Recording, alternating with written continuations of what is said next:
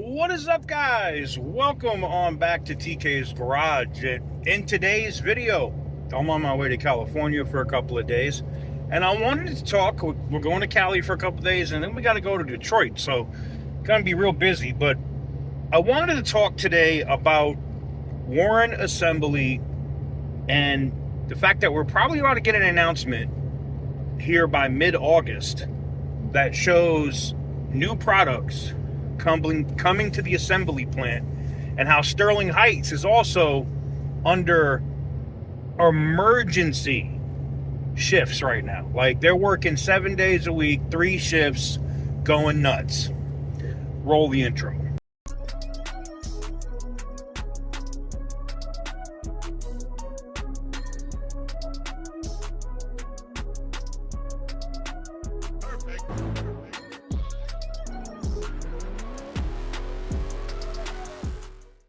So it's no secret that Stellantis is in some trouble right now.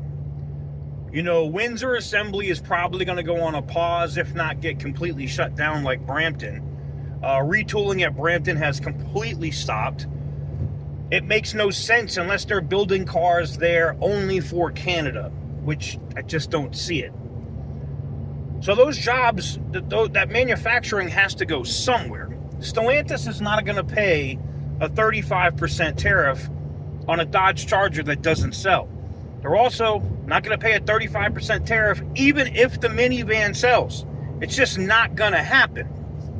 So what happens? Well, they got to move that production somewhere. And I'm thinking they're either going to move that Dodge Charger EV, which is on the STLA large platform, and they already have that set up to do at Shap with the REV and the Ram Charger.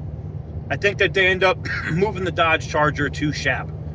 What does that mean? I think some of that truck production is going to go to Warren Assembly, and I think the minivan's probably going to go to Belvedere.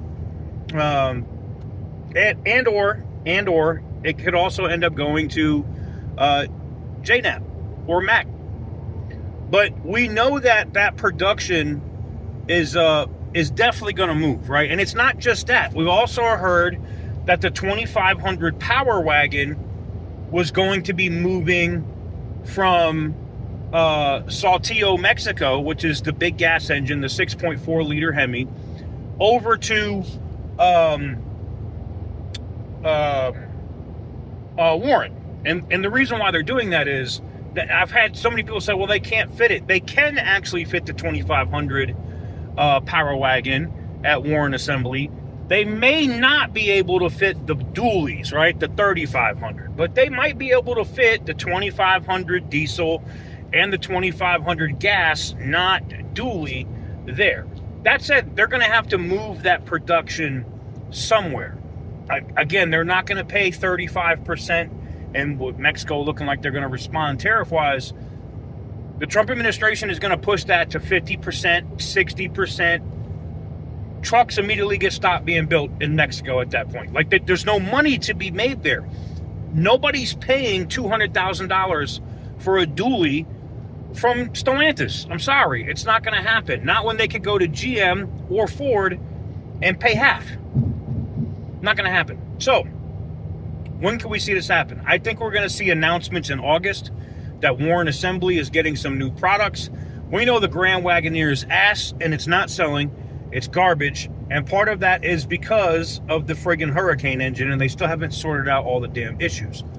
I think, if you want me to be honest, that they're probably going to put the 5.7 or the e-torque into the Wagoneer starting next model year, either sometime in 2026 or model year 2027, and they could also go back to the 6.4 liter big gas engine, which is what they had in it from the beginning. And I think if they do that, it resolves a lot of their issues.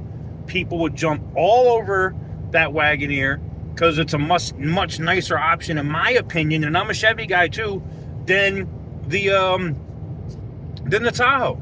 I think it's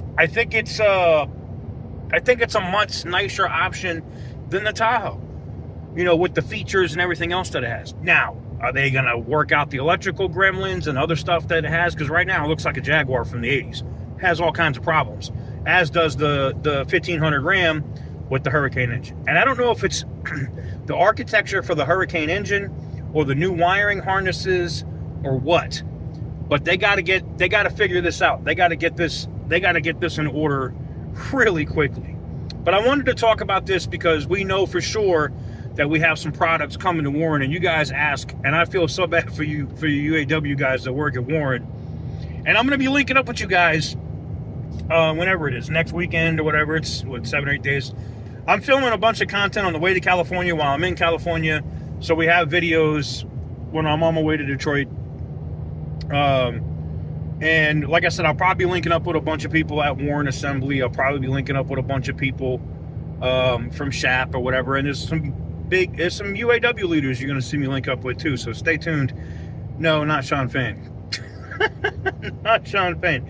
But let me know what you guys think in the comment section down below. Do you think Warren Assembly gets... I think they're going to get 2 products. I think they're going to get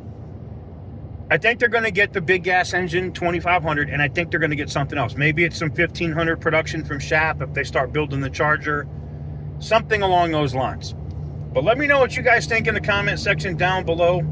Give the video a big thumbs up if you like what I do. Hit the subscribe button if you haven't already. Our Ram 1500 giveaway is going until the end of the month. If you want to pick a Ram Laramie up for the price of a t-shirt, you can do that by going to tksgarage.com. Every dollar spent counts as 1 entry.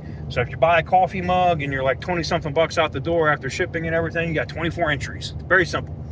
So let me know what you guys think in the comment section down below. Go tap in on any of the merch down here below the video, or you can go to tksgarage.com directly. And as always, stay petty, my friends.